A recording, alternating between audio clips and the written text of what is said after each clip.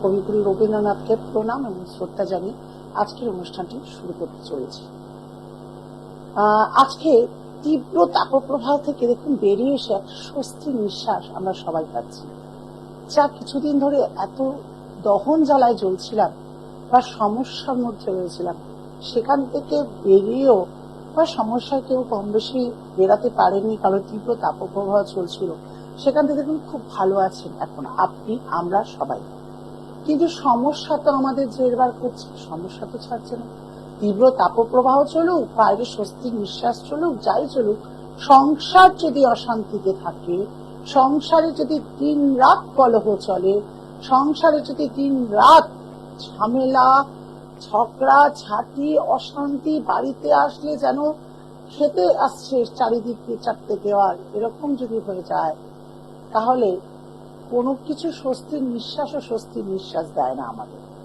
আমি ঠিক বলছি কিনা একটু সবাই, সকল প্রকার ভাই বোন, দাদা মা বোনেরা একটু চিন্তা করুন। দেখুন, কেউ বা এই অশান্তির জ্বালা ভোগে কোনো শত্রুর দ্বারা প্রভাবিত করা, ধরুন শত্রু আপনার বাড়িতে কিছু করে দিয়েছে, তার জন্য কেউ বা গ্রহগত জন্য বা আপনার বাস্তুদোষের জন্য আপনার বাড়িতে কোনোভাবেই শান্তি স্বস্তির নিঃশ্বাস পাচ্ছেন না।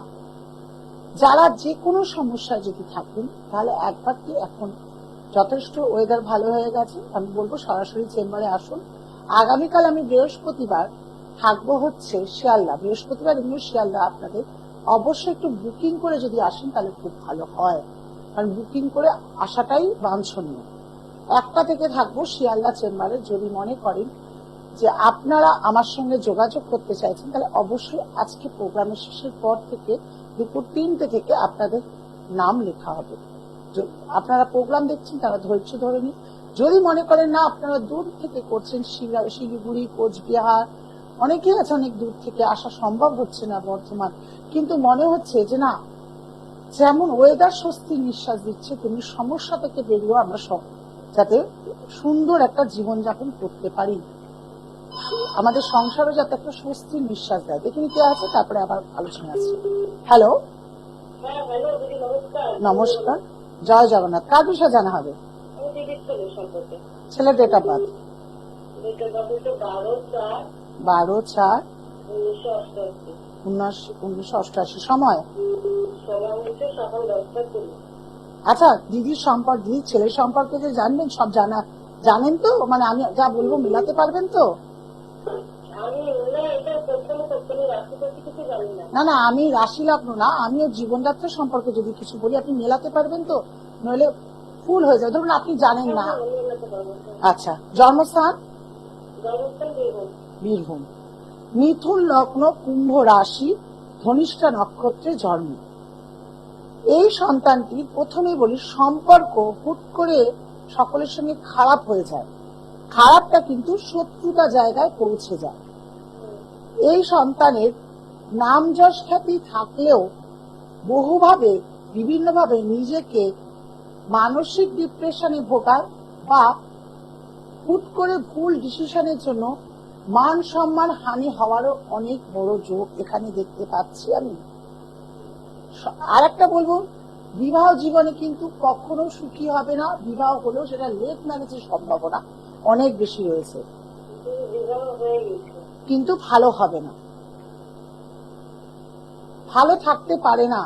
যদি বলেন আজ ভালো আছে, তাহলে আগামী দিনে এই সংসার ভালো থাকবে না। গ্রহ যখন তার ট্রানজিট করবে তাকে কিন্তু বুঝতেই হবে।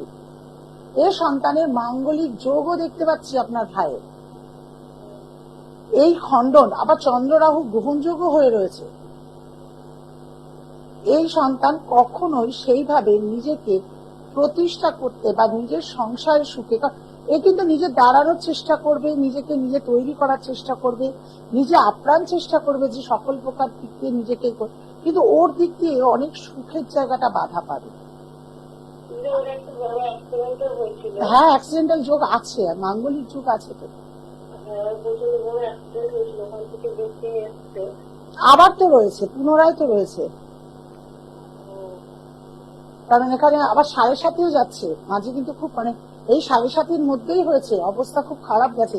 এই 1-2 বছরের মধ্যে হয়েছে কি অ্যাক্সিডেন্টটা, না, এটা প্রায় 4 বছর হয়ে গেল। 4 বছর হয়ে গেল? কারণ এখানে দেখাচ্ছে যে অ্যাক্সিডেন্টাল যোগ কিন্তু পুনরায় রয়েছে।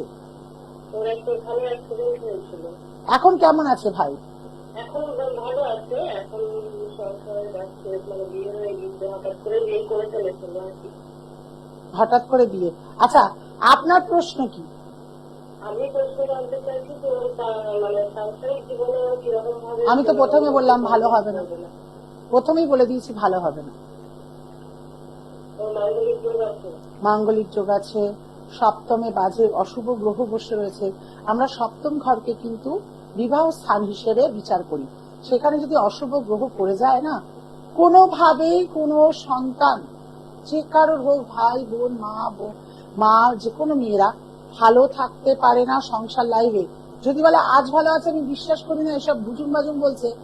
আপনাকে মনে রাখতে হবে, আপনি আজ ভালো আছে, যখন খারাপ থাকবে না, তখন এই আমার কথাটা মনে পড়বে যে উনি কিন্তু বলেছিল খারাপ থাকবে। তখন যদি সকল কিছুতে বাধা, এর প্রতিকার যদি না হয় না, আগামী দিনে এটা ভয়ঙ্কর রূপ ধারণ করবে। আপনি মিলিয়ে নেবেন, তখন আমার কথা অবশ্যই মনে পড়বে। আর যদি প্রতিকার আগে করেন, তাহলে ভয়ঙ্কর রূপে যেটা ঘটতে চলেছে সেখান থেকে হয়তো সামাল পাবেন। মাঙ্গলিক যোগ কাটাতে হবে, চন্দ্ররাহু গ্রহণ যোগ কাটাতে হবে, বিভিন্ন ভাবে রয়েছে। আমি এই ছকটাকে খুব ভালো বলতে পারলাম না। ভালো থাকুন, কিছু করার নেই। আবার পুনরায় চলে আসি যে অশান্তি, কলহ ঘরে ঘরে যদি লেগে থাকে না, দেখবেন কোনো কিছু আয় পয় যাই করুন, কোনো কিছুই মনের মতো হয় না। যেটা করতে যাবেন সেখানে তো আপনি বাধা পাবেন। বা অর্থ নিয়ে আসছেন, বাড়িতে অর্থ থাকছে না। আপনার বাড়ি হয়তো আপনি বলবেন আমাদের তো আগে বেশ ভালো ছিল, এখন খারাপ হয়ে গেছে। যারা এইরকমও নেগেটিভ এনার্জিতে ভুগছেন বা নেগেটিভ হয়ে যাচ্ছে সংসার লাগে বা কোনো কিছুতে সমস্যাতে, তাদের একটা অবশ্যই কথা বলবো যে তারা অবশ্যই একটাই কাজ করবে, সেটি হচ্ছে বাড়ির সদর দরজার পেছনে স্বস্তিক চিহ্ন আঁকতেও পারেন বা কিনে এনে লাগাতেও পারেন।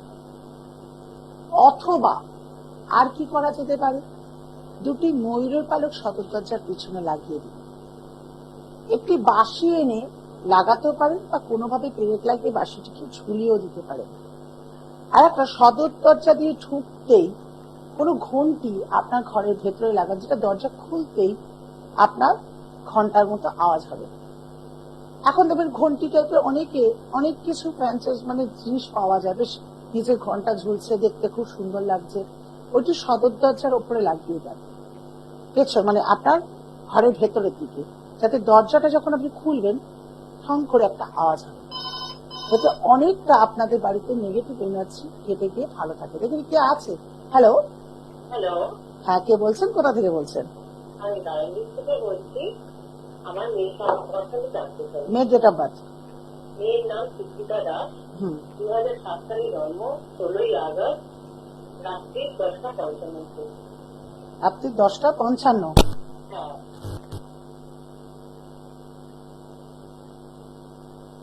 জন্মস্থান? হ্যালো, জন্মস্থান? জন্মস্থান কলকাতা। আচ্ছা, বৃষ লগ্ন, কন্যা রাশি, হস্তা নক্ষত্রে জন্ম। আমার প্রোগ্রাম আজকে দেখছেন না এর আগে দেখেছেন? না, মানিটাকে দেখি। আচ্ছা, তোমারটাই দেখি, ভালো লাগে। আচ্ছা, ভালো লাগলে হবে না। সন্তানের কিন্তু অনেক অশুভ গ্রহ ওকে পড়াশোনার দিক দিয়ে বাধা দেবে, শত্রুতা প্রচুর তৈরি হবে।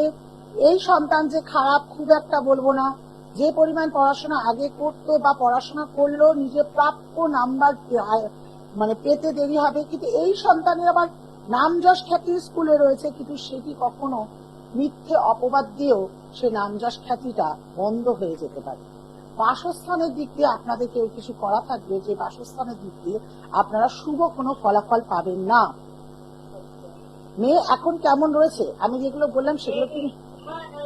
ঠিকই বললেন তো আপনি। মেয়ের মাধ্যমিক দিয়েছিল, রেজাল্ট মানে ও মানে যথেষ্ট পরিমাণে পড়াশোনা করেছিল, পড়েনি তা না। ও বলেছিল আমার মা অঙ্ক যেটা খারাপ হয়েছে ওটা আমি 50-50 মধ্যে পাবো, কিন্তু আর আর 5টা সাবজেক্ট আমি 80-র উপরে পাবো, কিন্তু এসছে একটা সাবজেক্ট আর 4 থেকে সব 70, 75, 73 আসছে। মানে মনের মতো হয়নি।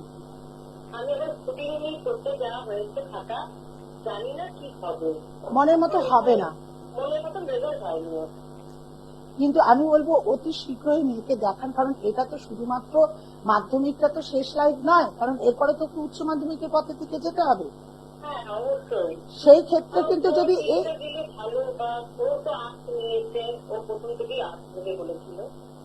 আর্টস সাবজেক্ট নিয়েছে, কিন্তু এখানে ঠিক আছে আর্টস নিয়ে পড়লে অসুবিধা হবে না, আর্টস বা কমার্স নিয়ে পড়লো, যেটাই পড়তো সেটা নিয়ে ওর ভালো সাবজেক্ট চলতো, কিন্তু আর্টস নিয়ে পড়ছে অসুবিধা হবে না, লাইন ভালো চুজ করেছে, কিন্তু মনের মতো রেজাল্ট যদি এই অশুভ গ্রহকে আপনি খণ্ডন না করেন তাহলে কোনোভাবেই হবে না, আমি বলে দিচ্ছি। কারণ আগে এর প্রতিকার করুন যদি মনের মতো, কারণ মেয়েটা শুধু খেতেই যাবে কিন্তু পাবে না। করে না তা নয়, রীতিমতো যেখানে যা প্যারেন্টদের কাছে যাওয়া হয়ে ঠিক যায়, কিন্তু রেজাল্ট হচ্ছে না। আবার মেয়ে তো মাঙ্গলিকও, বন্ধুরা পড়তে তারা পেয়ে প্রত্যেকে বেশি কিন্তু পিছিয়ে যাচ্ছে, একই লেখা। এতেই কিন্তু ডিপ্রেশনও ভুগবে অনেক, মানসিক দিক দিয়ে ডিপ্রেশনে চলে যাবে, হয়তো প্রকাশ করবে না আপনাকে, কখনো যদি প্রকাশ করে তাহলে কিন্তু মনের মতো হয়ে উঠবে না। যাই হোক দিদি, এর প্রতিকার প্রয়োজন আছে এইটুকু বলবো, এর প্রতিকার যদি না করেন না, আরো রোগটা যখন আরো ভীষণ ভাবে বেড়ে যাবে, অশুভ গ্রহ যখন ওকে প্রভাবিত করবে, আরো যখন খারাপ হতে থাকবে, মেয়েটার মানসিক দিক দিয়ে যন্ত্রণায় ভুগবে। ঠিক আছে, ভালো থাকুন। যারা প্রোগ্রামটা দেখছেন তাদেরকে বলি অবশ্যই কালকে শিয়ালদা থাকবো, যদি মনে করেন আমার সঙ্গে যোগাযোগ করতে চাইছেন বা যোগাযোগ করার প্রয়োজন অবশ্যই আছে, তারা অবশ্যই বুকিং নাম্বারে ফোন করে আসুন। আর টোটকাটা বলেইছি, অশান্তি কলহ যারা দীর্ঘদিন ধরে ভুগছেন তাদের একটাই জিনিস, স্বস্তিক চিহ্ন আঁকতেও পারেন অথবা স্বস্তিক চিহ্ন এনে লাগাতে পারেন, একটি বাঁশি নিয়ে এসে অবশ্যই লাগাবেন, 2টি ময়ূরের পালক লাগাবেন সদর দরজার পেছনে, আর অবশ্যই ঘন্টি সদর দরজার ভেতরের দিকে গিয়ে লাগাবেন, যাতে তাতে আপনার বাড়িতে নেগেটিভ এনার্জি অনেকটা কমে যাবে আর শান্তি পরিবেশ আভাস আপনারা আবার খুঁজে পাবেন। ভালো থাকুন, নমস্কার।